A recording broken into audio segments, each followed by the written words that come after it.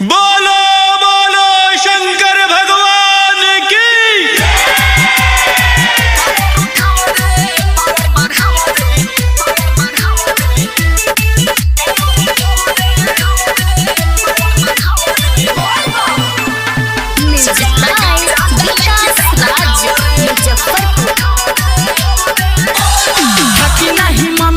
चलो ठहर के मारत हो गाजा तनी चिलम में भर के थाकी नहीं मन बम चलो ठहर के मारत हो गाजा तनी चिलम में भर के कहतानी सही बतिया मुंडी बाबा जस से बनाओ रे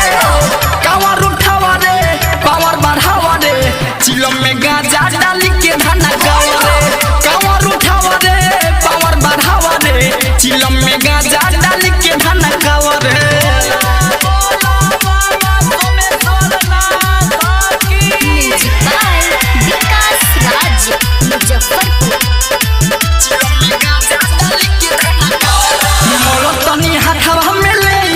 मन होई मगन एकेटा नखीचा के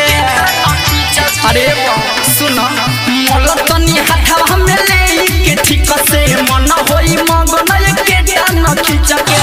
ना थकान होई तनी को चले में बल मिली हो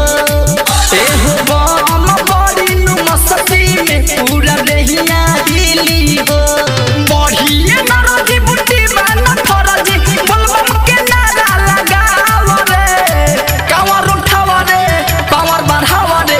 चिलम में गाजा डाल के धना गावा रे कावर उठावा रे पावर बढ़ावा रे चिलम में गाजा डाल के धना गावा रे। म्यूजिक बाय मुन्ना राज। कावर उठावा रे पावर बढ़ावा रे म्यूजिक बाय विकास राज मुजफ्फरपुर। चिलम में गाजा डाल के धना गावा रे सहारा हटे भोलेनाथ के कबहू न छोड़े ले उनकर हो साथ के अरे वाह सुना इहे तो सहारा हटे भोलेनाथ के कबहू न छोड़े ले उनकर हो साथ के सुन बम मिली अलम भले तू कमली हो बाकी महान हमर बतियाई के दमली हो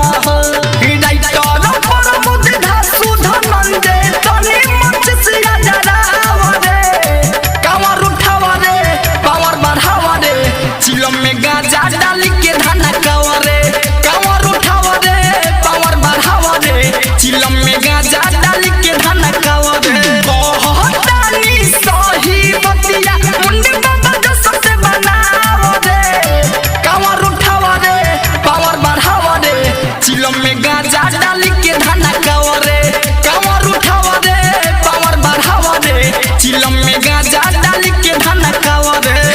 स्टूडियो स्टेशन रोड सुगौली।